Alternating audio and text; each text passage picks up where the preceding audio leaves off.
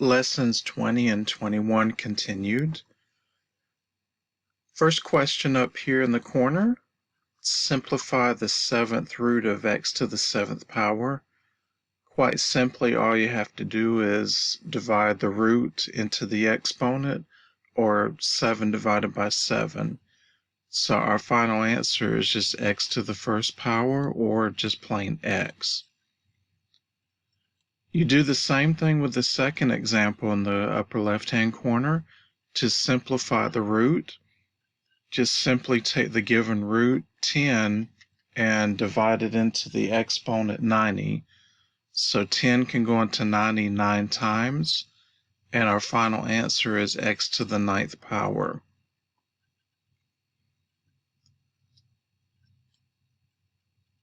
The next example, we are given a formula involving circuitry. The formula I equal to square root of 2p over L relates the coefficient of self-induction L, the energy P stored in an electronic circuit in joules, and the current I in amps. Find I if P is 90 and L is 70. So I've already plugged in P and L respectively, and all that's left to do is divide 180 by 70, and then take the square root of that decimal.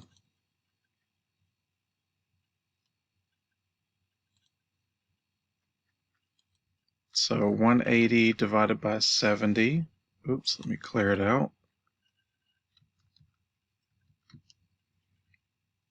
And then take the square root of that number.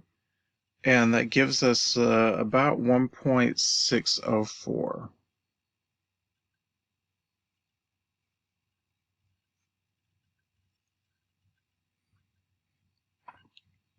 The next problem is pretty easy because all you have to do is change from radical form, from exponential form to radical form. So in our exponent, the 3 is the root. So we have root 3 and 3y plus x to the 5th power inside the radical.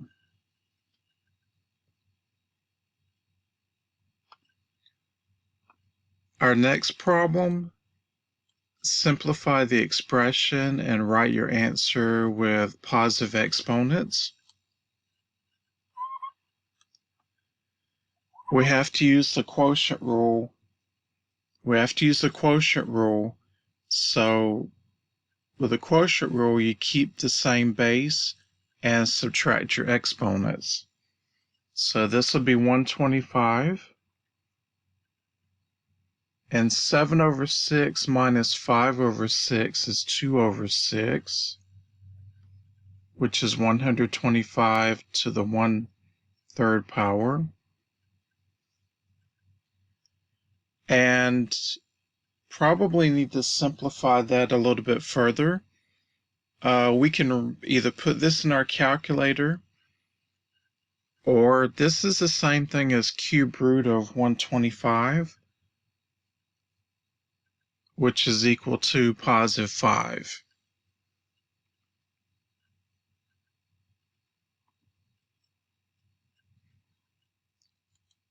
Let's look at our next problem. Simplify the expression and assume that all variables represent positive real numbers. We can't do anything with the denominator just yet, but we can use the power rule of exponents to expand or simplify the numerator part. So we have w to the 1/2 power. And with the power rule, you multiply your exponents times the outer exponent. So 1/2 times 10, and then y to the 3/5 power times 10. So 2 can go into 10 5 times. 5 can go into 10 2 times. And 2 times 3 is 6.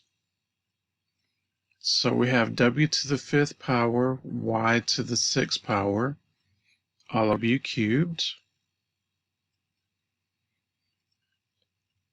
The last rule we can use is the quotient rule for w's.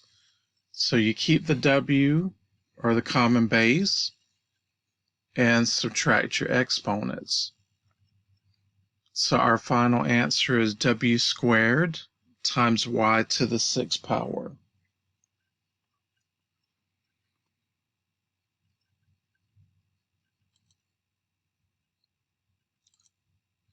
Let me copy and paste the next batch of examples. Again, this is from lessons 20 and 21.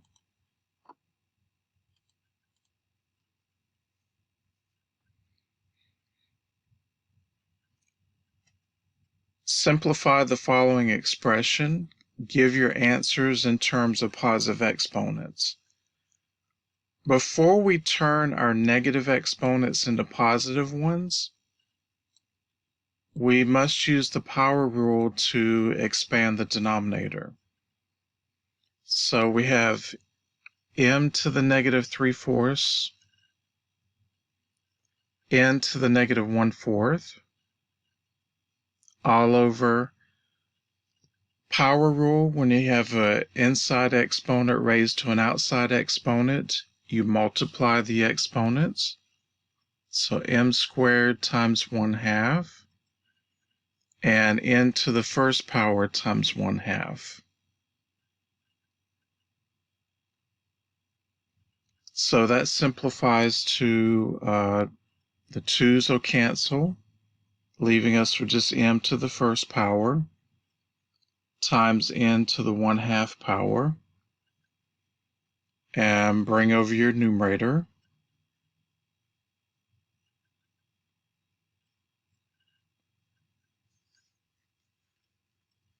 Now the next step is to convert your negative exponents to positive ones. So if they're at the top and they're negative, then we must move them down to the bottom. So since we're moving both of these down to the bottom, then one is left up top, and we have m to the 1st power, m to the 3/4 power, n to the 1/2 power, and n to the 1/4 power.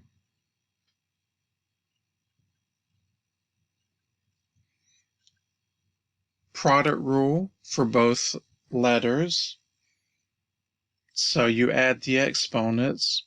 For m, 1 plus 3/4 is 1 3/4, or that's the same thing as 7/4 is an improper fraction.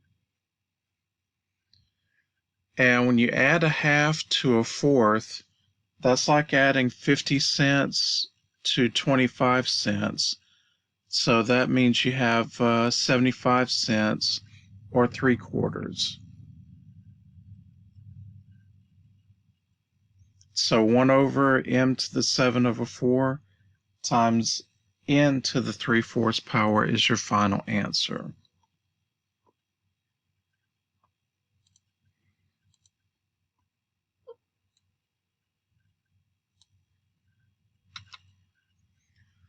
Let's look at the next problem. Same directions.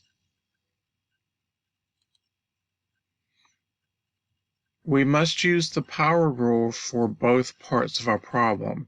So we take our inside exponents and multiply them times the outside exponent. So we have b to the negative 2/3 times 3, all over c to the negative 5/4 times 3. And you do the same thing for the second part.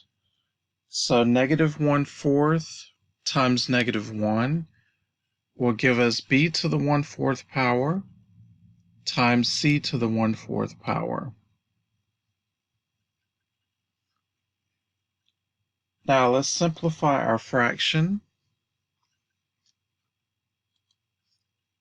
The 3's up here will cancel, leaving us with b to the negative 2 power.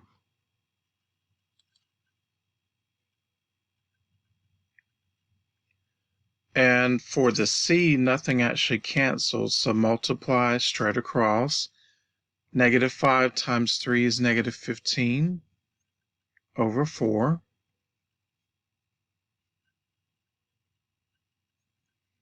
And bring down what we've already done.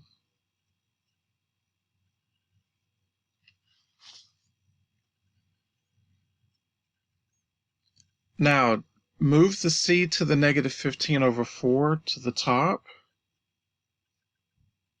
And that's c to the positive 15 fourths. C to the negative 2 power. I'm sorry, b to the negative 2 power. Times b to the 1/4. C to the 1/4. And we can just add the exponents because we have a product going on here. So for b, that would be b to the negative 2 plus 1/4. For c, that would be 15 over 4 plus 1/4.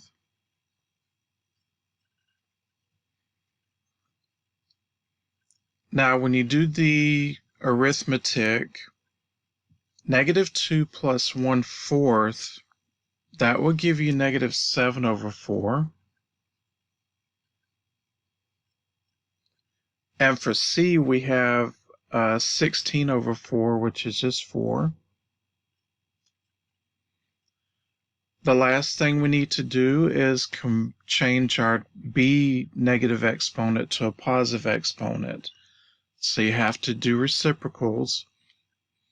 So our final answer as a fraction is c to the 4th power all over b to the 7 over 4 power.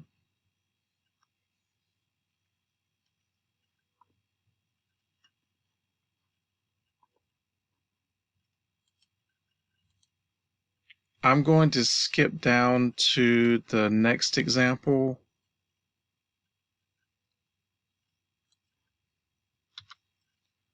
These two examples right here, we have radicals inside of radicals. You have to start on the inside and write the inside radical as a rational exponent. So these are understood to be 1s. So the inside radical, we can rewrite that as m to the 1/3 power. And the outside radical, we can rewrite that as 1/4 as an exponent. So using the power rule, we multiply our exponents and get m to the 1/12 power. And we need to rewrite this back as a radical. So this would be the 12th root of just m.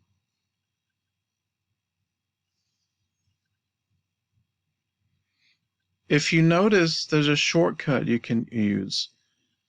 If you multiply your roots together, then that will give you the root in your final answer.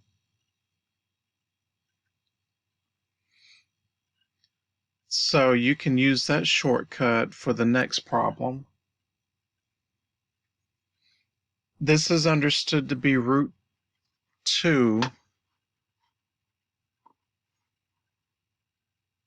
in the very inside part here.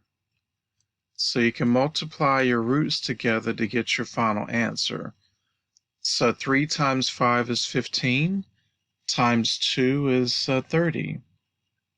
So that's a simple way to get your answer. Multiply the roots.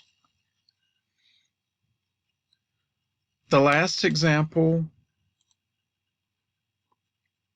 is just a simple plug and chug. So just plug in 9 for D and get your answer.